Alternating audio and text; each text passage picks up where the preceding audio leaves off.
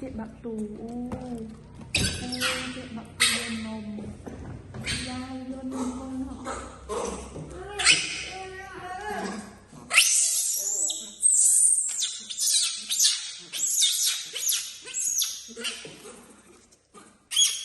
luôn nồng kể trong không ấy mà trong ạ luôn nồng kể nó mình luôn nồng kể nó hết mà trong các con mà lụi nông cái gì ăn lụi nông mẹ thì ông khai đây nuôi giống khai đây nữa khôi nè lụi nông cái gì khôi chơi này lụi nông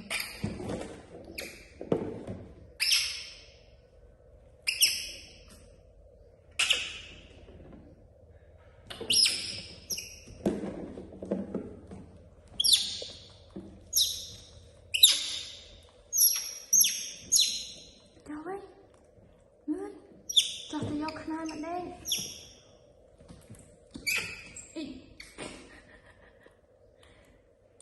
ban giả trong giòn này ha này tan này thế này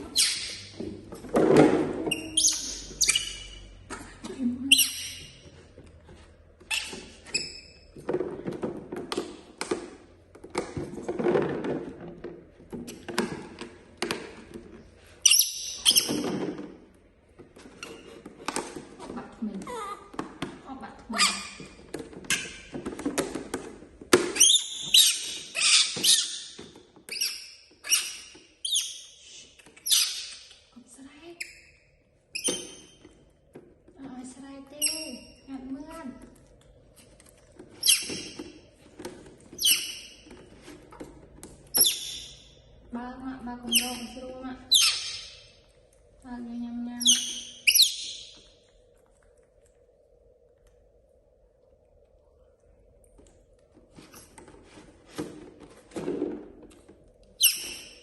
lẹ lâu á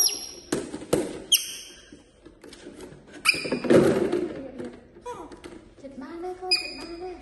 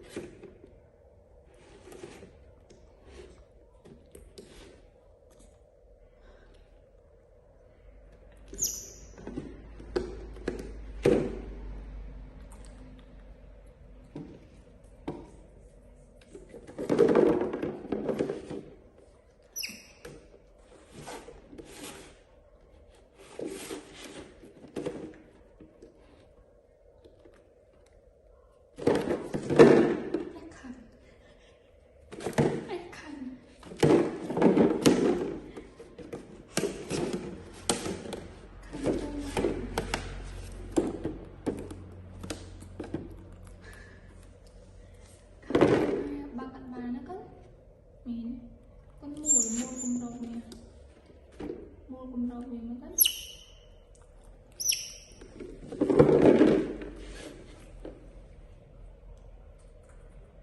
Bạn gì bạn chọn thế nó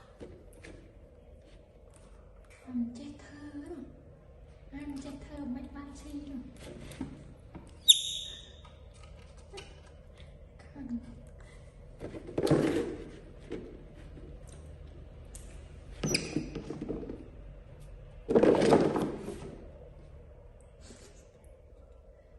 Ba cùng rô bia mà chạy ba kìa. Chạy ba cùng rô bia này đấy. Mà thiệt cho mà rồi. Thiệt.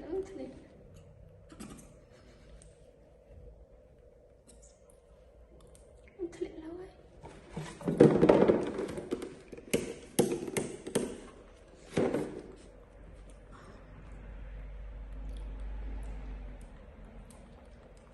Mana bagay.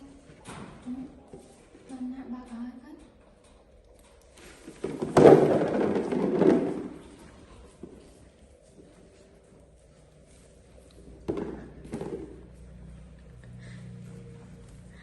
Mana bagay này.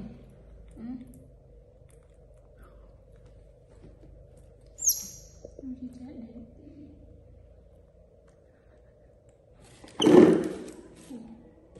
Trong si dành trái thơ chắc là mua cùng đậu bị mùiแล้วcon nó mua cùng đậu bị nó ấy mua cùng đậu bị nó mua cả ăn đi mạnh lang thế mà mạnh lang lên nó thế ba thế